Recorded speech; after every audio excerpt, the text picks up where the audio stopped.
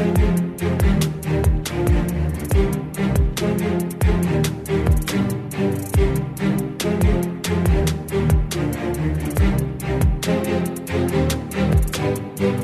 into a special edition of the Yards After College podcast, powered by KSL Sports.com. My name is Kyle Ireland, and here today we're going to celebrate the opening day of the 2020 NFL season with a special edition podcast. I had the opportunity to join the Crimson Corner podcast with Trevor Allen the other day, and we discussed the Utah players, the former Utes that are in the NFL. There's nearly 30 players from the University of Utah in the National Football League this season, and Trevor Allen and I had the opportunity to go over a number of those players and talk about some of the expectations that we have for those guys this season. But I wanted to present that to you as a special edition podcast this week. We've got the NFL starting off tonight at 6:20 p.m. on KSL TV. It's going to be the Houston Texans facing off against the Super Bowl champion Kansas City Chiefs. So we've got NFL football back. It's going to be here, and we're going to talk about it all next week. But again, this is a special edition podcast. I hope you enjoy my conversation here with Trevor Allen on the Crimson Corner.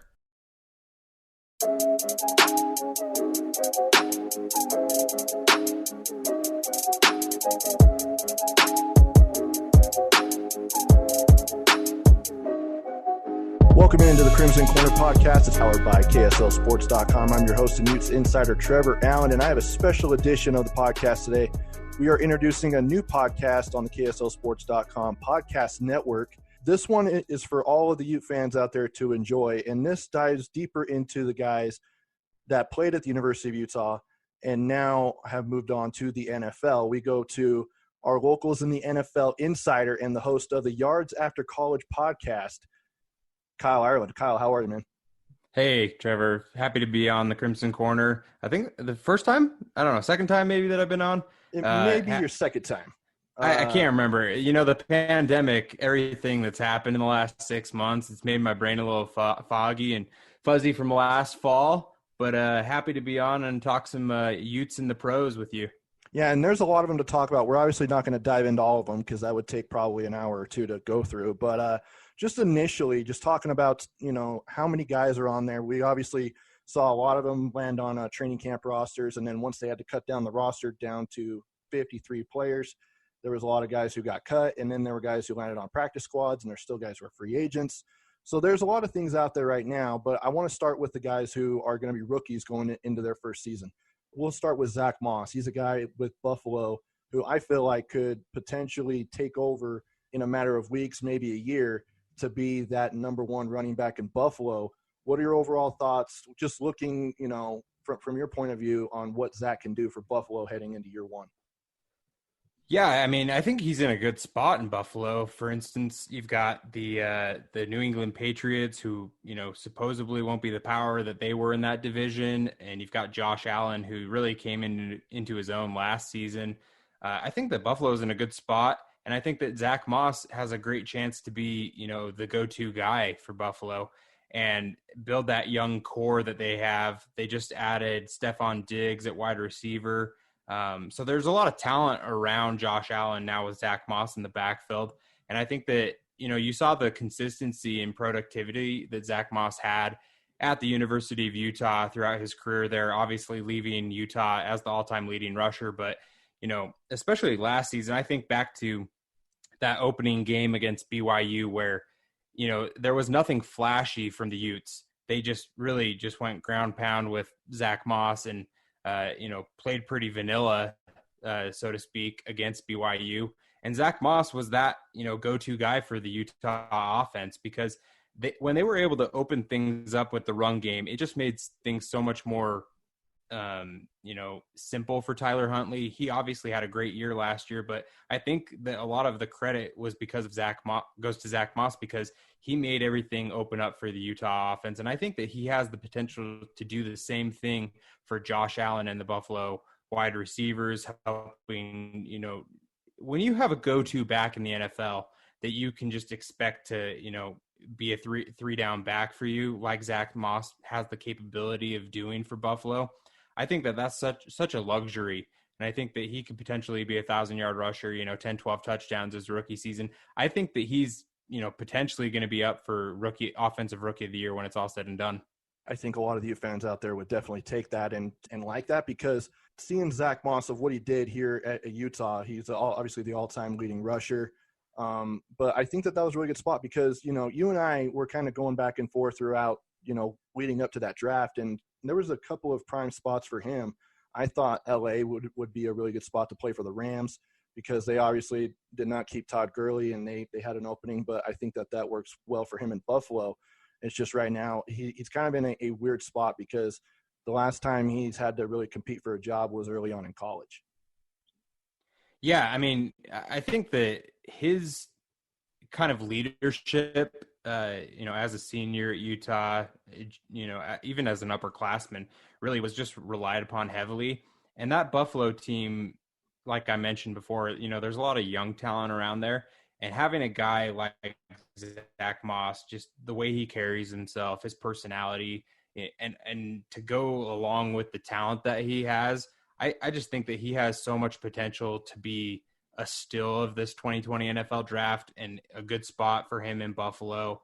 I honestly I expect big things from him in his rookie season. I think that he's going to be up there with, the likes of Joe Burrow, and I'm picking Tua Tagovailoa as my rookie of the year. I mentioned that on the latest episode of the Yards After College podcast, but I think that Zach Moss is going to be that conversation.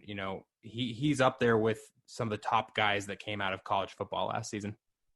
Now, moving on to a guy who has a really good story, was picked higher than we all thought he would, and that's Julian Blackmon. Suffered that really bad injury in the Pac-12 championship game, and he's already now able to practice. The Colts activated him. What can he do for the Colts in year one, or is this going to be something where we probably aren't going to see him make as big of an impact until year number 2?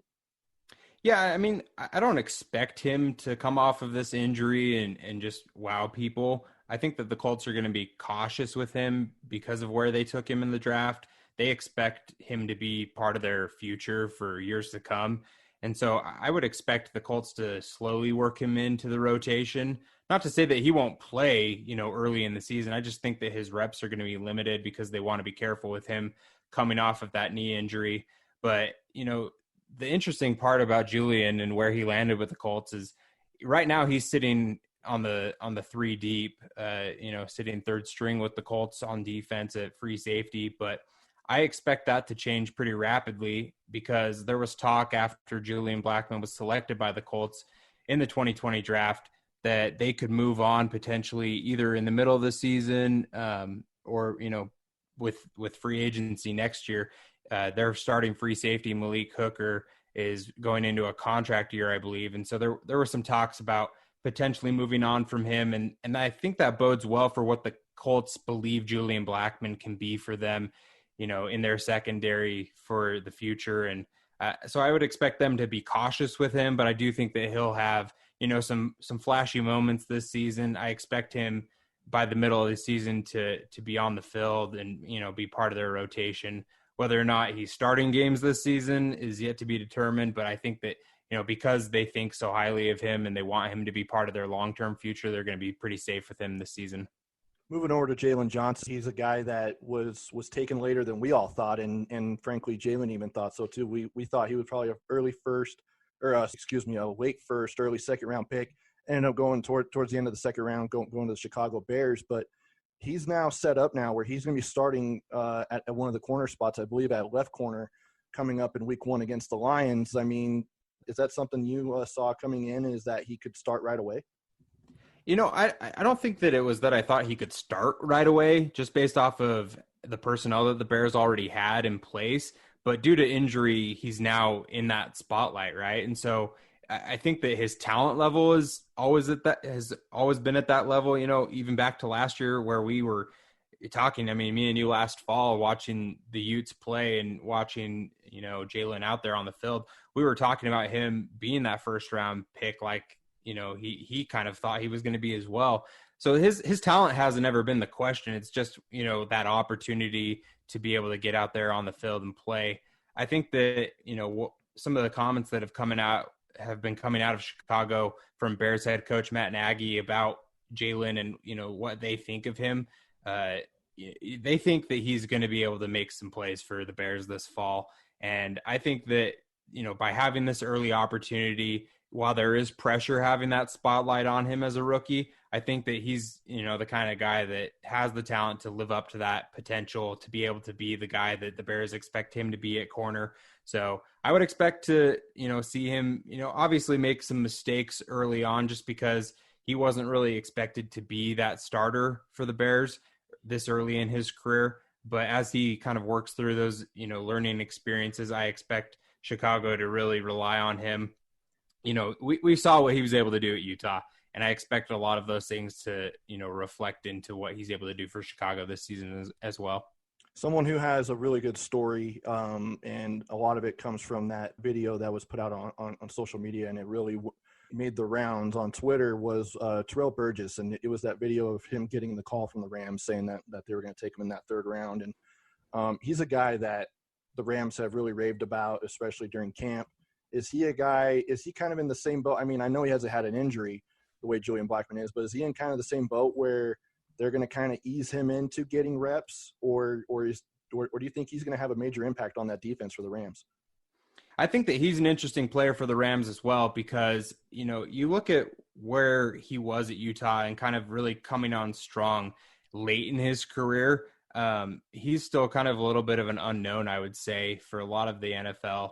And I think that they almost, took a flyer on him, where he landed in the draft as far as, production versus talent. I think a lot of what Terrell Burgess is raw potential and talent. And I think that the Rams think a lot of him and are going to try and work him into being that potential strong safety for them in years to come. I don't know if he's going to be the guy that takes over by the end of the season and is their starter, but I think that he's in line like a guy like Julian Blackmon, where, he's a long-term play for them. He's a key piece to what the Rams see in their defense, 2-3 years down the line, more so than this 2020 season. And you get that with rookies, right? I mean, you don't expect these rookies to necessarily step in unless you're, like a guy like Joe Burrow for the Bengals, who's obviously their starting quarterback, right? But Terrell Burgess is in a spot where I think he has a soft landing spot with the Rams. He's going to be able to see the field. He's going to be able to see some time, but he's got a lot of talent around him as well. It's just whether, he's going to be able to make that jump, in his first year, or if it's, with another off season to be able to, take over and kind of be that guy for the Rams' future, so to speak. I think that LA is an interesting team because, you saw what they did 2 years ago where they were in the Super Bowl, and then last year missing the playoffs barely. I think that there's going to be a little bit of a spotlight on that organization moving into a new stadium, with the pandemic and, fans, the experience not being the same for this NFL season. But I think that it's a good spot for Terrell. I think that, the opportunities are going to be there for him. It's just a matter of him showing his talent and living up to that potential that the Rams see in him. A guy who has had a really good camp and was a fourth-round pick for the Cardinals, that is Leki Fotu. He's a guy who, at least heading into camp, I was kind of looking at their depth chart, and it seemed like he was kind of going to be that backup tackle, but it sounds like he's probably going to at least get some reps. Probably not going to be starting, but it sounds like he's a guy who's probably going to come in and already going to get some reps as a rookie. Yeah, I mean, Leki, he was just such a beast in college, right? And yeah. I think that, for the NFL to be able to have a guy that's as violent of a player as Leki is, he's not going to have to come in and start. They've got Zach Allen, who's their starter right now, but they've got some interesting pieces around him because you've obviously got another Ute there. You've got Kylie Fitz at linebacker. They've got a new first-round pick, Isaiah Simmons, out of Clemson at linebacker. They've got some pretty young talent in that Cardinals defense that Leki Fotu, he's not going to necessarily have to step in and just be that, freak of a defender that he was for the University of Utah, where he was just wrecking havoc. But I think that as he, kind of learns from some of the veteran guys around him, with that young group of talent also there, it's a nice mix for him. And I think that young talent, they've also got a lot of young talent on the offensive side of things and, a second-year head coach. I wouldn't expect the Cardinals to, make a run for the division this season. You still got the 49ers, you got the Seahawks. I think the Rams are still going to be tough, but Leki Fotu's in a nice spot where I think that it bodes well for the longevity of his career. Whereas, some of these other guys are going to be worked in more quickly. He's going to be a guy who's not expected to do a ton his rookie year initially, while he's still able to get some of that playing time, like you said.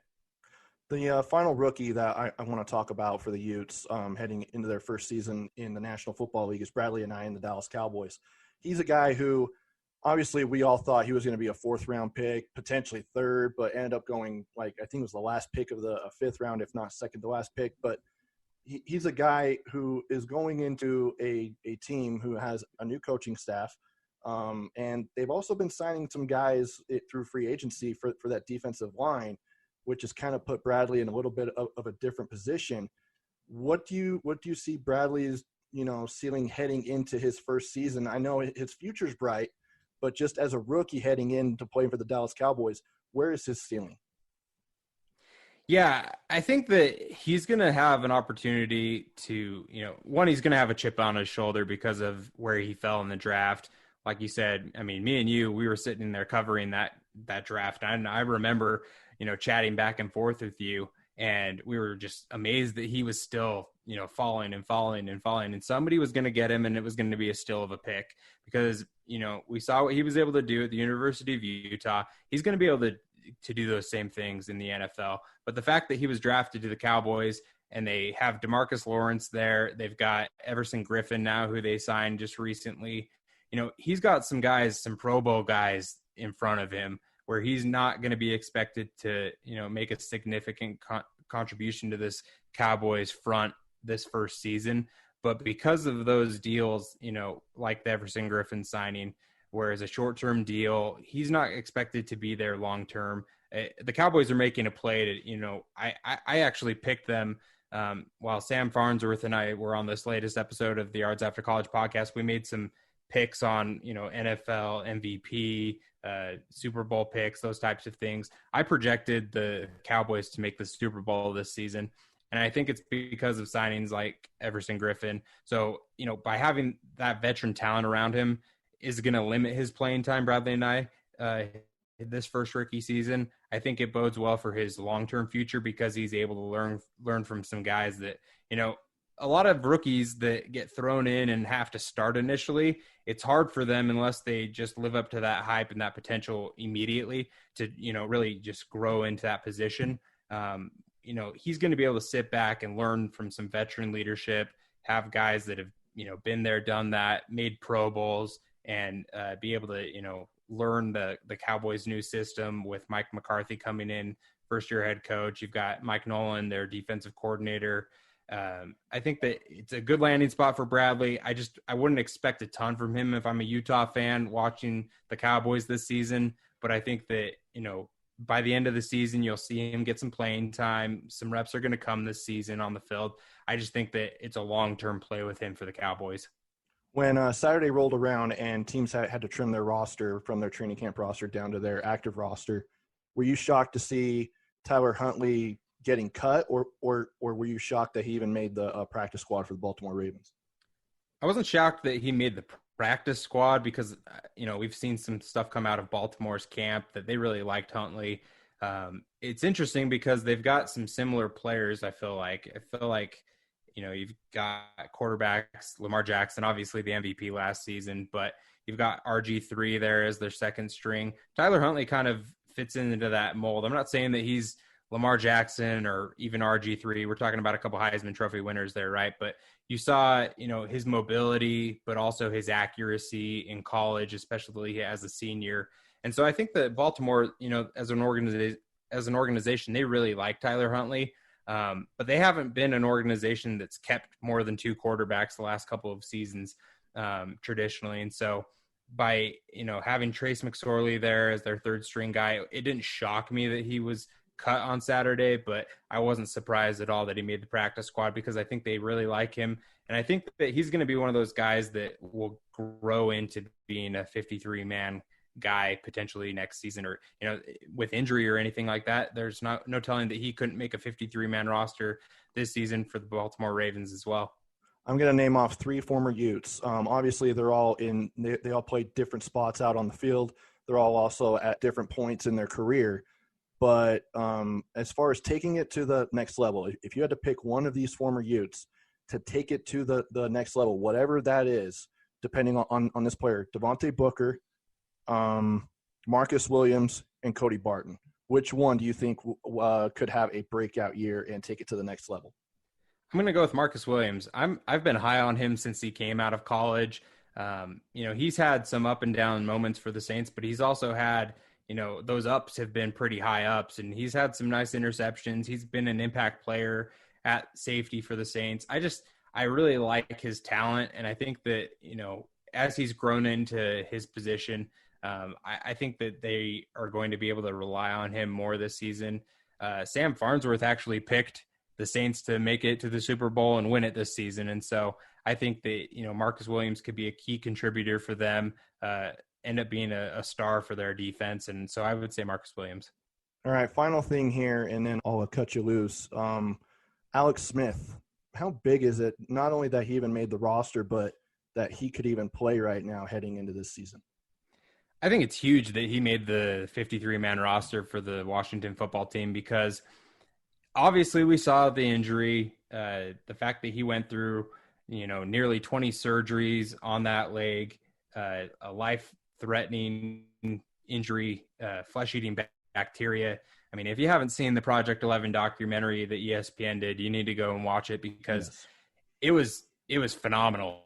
And it speaks so much to who Alex Smith is as a person. I don't know Alex Smith, on a personal level. I've watched his career, since he was at the University of Utah, going into the NFL with the 49ers to the Chiefs and now with Washington. But I think that it just speaks to who he is, the character of a person, and the family, the support system that he has around him to be able to fight back and, to not call it quits. Because after that injury, if he would have never come back, if it would have been, something where he had to step away from football, nobody would have faulted him for that at all, because it was such a horrific injury. But the fact that he was able to fight through what he has since November of 2018, I just think that that's so remarkable. But the fact that he was able to make the 53-man roster, I think speaks really to, his knowledge and his intellect as a player. They have 2 quarterbacks who, saw starts last season. You've got Dwayne Haskins, who was named Washington starter for the opener, but you've also got Kyle Allen, who started a bunch of games for the Carolina Panthers last season as well, who is their backup now. But you've got Alex Smith. They had the opportunity to either keep Adrian Peterson, veteran running back, Pro Bowl, future Hall of Famer running back, who's obviously at the tail end of his career, but, Alex Smith is towards the end of his career as well. And it was a decision really between those 2 guys, veteran guys at those 2 positions. And Alex Smith, by keeping him instead of Adrian Peterson, they have an extra coach in that quarterback room, I believe. I think that, something Sam Farnsworth pointed out on this Yards After College podcast that we put out last night. He said that if any, success comes to Dwayne Haskins or even Kyle Allen, if he starts or plays any this season, that could probably be directed, or credited, that is, to Alex Smith. And the fact that he's really that, coach for these young quarterbacks in Washington's quarterback room. I hope that Alex Smith gets to play some this season.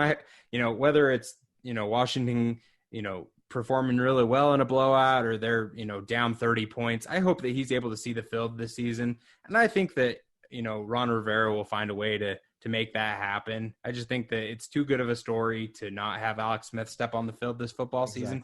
But the fact that he's on the 53-man roster speaks to, what a great comeback this is alone, without him even being the starting quarterback for Washington again. I think that he's probably going to win comeback player of the year, even if he doesn't play it down, just because of his fight and the fact that he was able to make it back to the point that he's at now. But I would expect him to take a few snaps. I just think that that's too good of a story, but we'll wait and see on that. But yeah, Alex Smith, great story. The fact that he was able to make the active roster, speaks to who he is as a person.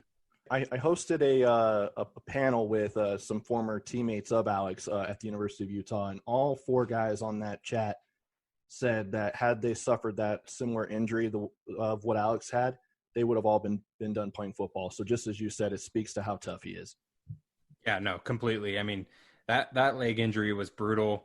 The Project 11 documentary, it showed Fantastic documentary. some images, some video clips that that leg and how it looked back then, almost 2 years ago, it's remarkable to see where he is today. All right, Kyle, tell everybody where they're able to find the Yards After College podcast, what it is, and everything you're going to be doing during this football season. Yeah, so the Yards After College podcast, we're going to have it come out every week. We're going to talk about, the performances by these former local players, University of Utah, a school not to be mentioned for Utah fans, another school not to be mentioned by Utah fans, and then some high school players that came out of the state of Utah as well. But we'll have all those guys covered. Again, Weber State has some players in the NFL, Southern Utah. We'll have all of the local guys that are in the league, what they did on Sunday, Thursday night football, Monday night football, all of those games. Their performances are going to be recapped on the podcast every week. And then we're also going to look forward to what they're doing, if in their matchups the following week. We're going to preview some games. We're going to talk about, the game of the week. We're going to also talk about the big picture stories in the NFL. We're going to follow the MVP race. We're going to talk about, how obviously the Chiefs are doing, the Super Bowl champs, Patrick Mahomes, all of those types of things are going to be, part of the weekly podcast, but it's going to be fun. It's going to be up on the KSLSports.com podcast page. We're also going to have the podcast available shortly on iTunes, Google Play, Spotify, wherever you get your podcast.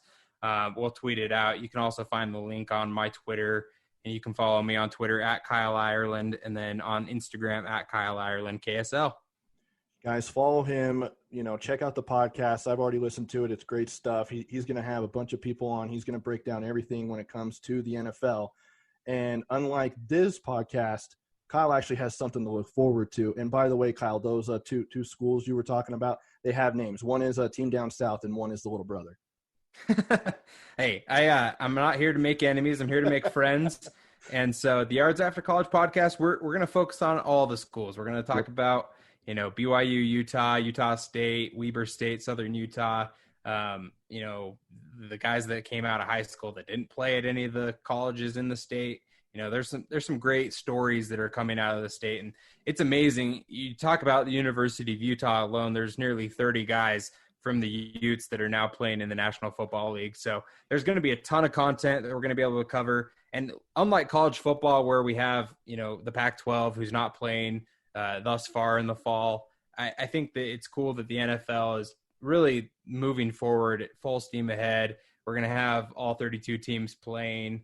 It's going to be hopefully, status quo every single week, that we don't have any hiccups with the NFL.